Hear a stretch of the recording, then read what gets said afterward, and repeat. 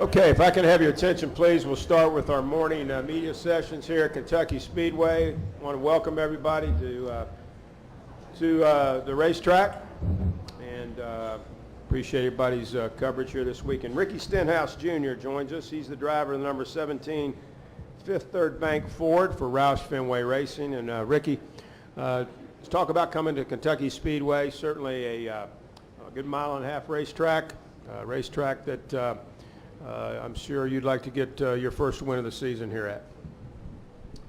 Yeah, definitely. It's always fun coming to Kentucky. It's not too far from home, so families come up, friends and family.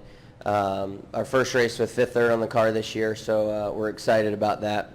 They're great people to work with and partner with, so they're excited. They bring a lot of people out here, so we're definitely looking for a good run. We've been struggling as of late, and hopefully I can be in here after the race is over. That would be a good idea for us. But we've had some struggles, but we've had some good runs as well. So I think we've done a lot of work to our car this past couple weeks. Being off of the ovals last week, we really worked really hard on this car, and I'm excited to get it on the racetrack and see what Mike Kelly and the guys put underneath this thing that hopefully will make it fast for us.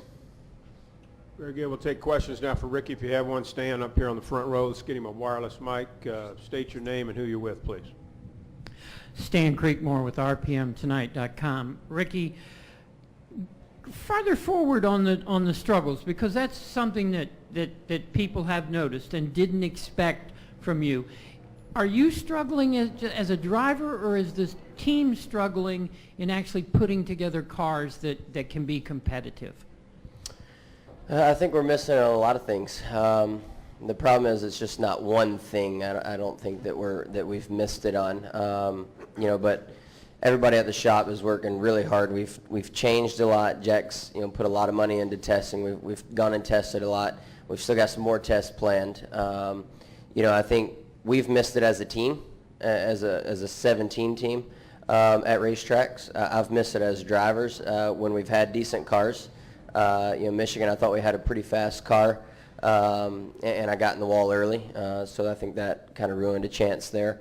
Last week we had a pretty fast car at Sonoma, which last year I was 37th the whole race, and we were inside the top 10 at times. So I think at times we've got the right pieces, and we just got to put them all in our race car and make sure we don't make mistakes. But Jack is definitely working really hard at making sure that the pieces that we're bringing to the racetrack are better than what they have been.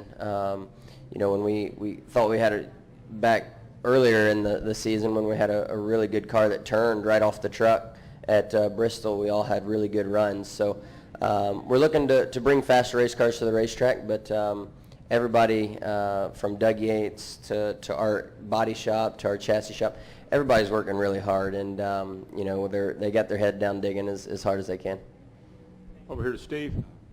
Steve Richards with PRN. Ricky, if you had to describe and tell a fan how bumpy this track is, how it feels, how would you describe it to them?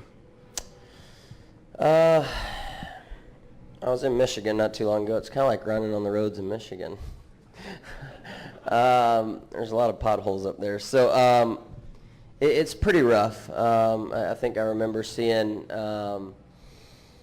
video of Ryan Newman having to kind of adjust his helmet back when I was in the Nationwide Series. I was watching one of the Cup races, and I remember this racetrack being like that for a while.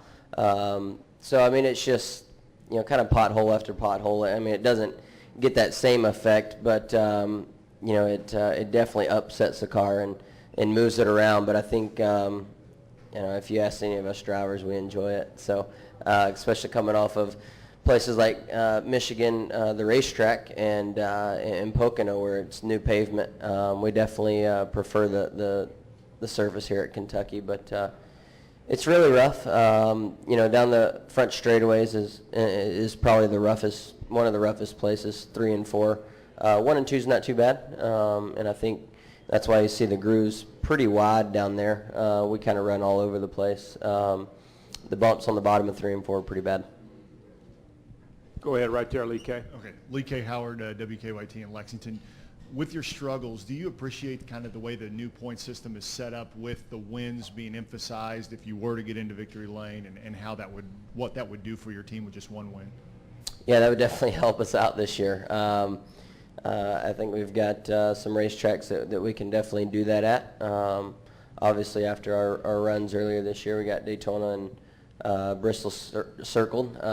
Hopefully, after practice, we'll have this one circled too. So, yeah, I mean, that you win, it kind of changes your whole season, and you know, that goes for anybody. And you know, I think at the beginning of the season, we had some consistent, decent runs, and I thought that we were going to be able to keep ourselves up in the points. That would also be able to maybe sneak in being up in the points, but that's out the window now, and we just got to win a race. So I think we could really benefit from that this year if we take advantage of it. Right over here. Go ahead. Mark Carroll, PR, and just going back to the question about how rough the track was, how do you explain it to fans that the track's wore out, it's bumpy, and that's the way we like it? where they would think just the opposite. Yeah, we just tell them that. You know, I think it's tougher to get a handle on it. So therefore, you know, hopefully, you know, just the all-out speed in one race car is not, you know, the car that goes up there and leads most of the laps. It's still got to handle really well. So, you know, taking all the drag out of it and, you know, kind of getting it slick like you would at Michigan, taking downforce away and taking drag out of it.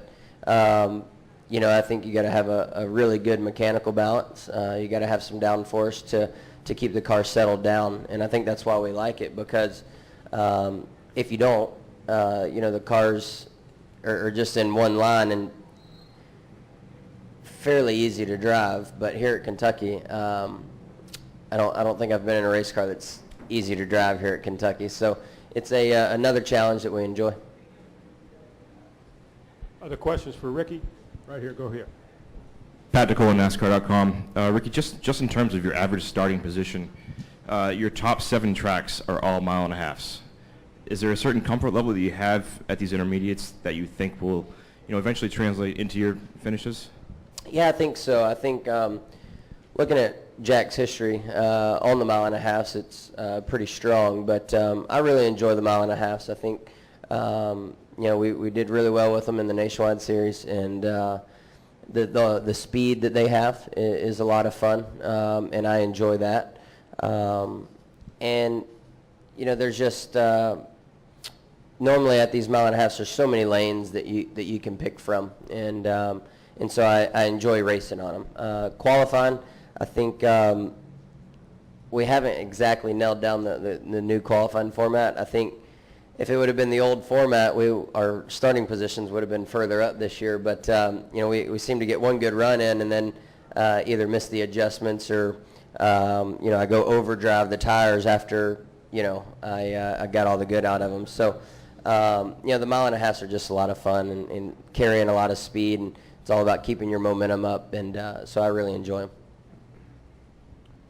Back here, another question from Stan. Yeah, Ricky, Stan Creekmore again with RPMtonight.com. Go back into the qualifying here. You talk about the roughness of this racetrack, and most have said it's rougher than any place that you all go to. Is that a negative when you're out there and you got to make more than one lap to try to get up into that top 12? It's going to be tough, you know, because when the tires, you know, do give up, you know, when you hit the bumps, you know, it slides more. You know, the front slides, the rear will slide. So you're really going to have to, you know, the car that I feel like is going to be on the pole is going to be probably making quite a few adjustments in between each run throughout the qualifying process. So really going to have to keep up with it and not overdrive it at times, and just make sure you hit that right adjustment, because it's I think here more than any, it's going to be tough to keep those front tires glued to the racetrack with hitting the bumps. Right here, John. Charlie Leffler, Bullitt County Sports. Considering the character of this track, is it more demanding physically or mentally to know the nuances? It's a little bit of both. Obviously, any racetrack that's got bumps in it, and you're having to really drive the car a lot different, than a Michigan. It definitely takes a little bit of toll on you, but I think for the most part, it's on the mental side. It's remembering where all these bumps are and making sure that you hit the line that you want to run each lap. Like I said, 3 and 4 is pretty rough, and it's tough to just look at the racetrack and see the bumps. I think some of our crew guys will go out and look at a racetrack and they're like, I don't see these bumps you're talking about, but looking at the data and stuff, they can see them. So it's remembering where those are every lap, and making sure you put your car in the right spots. So it gets tough to do sometimes. Anything else for Ricky? Okay, Ricky, thanks for coming in, and good luck Thank this you. weekend in Kentucky.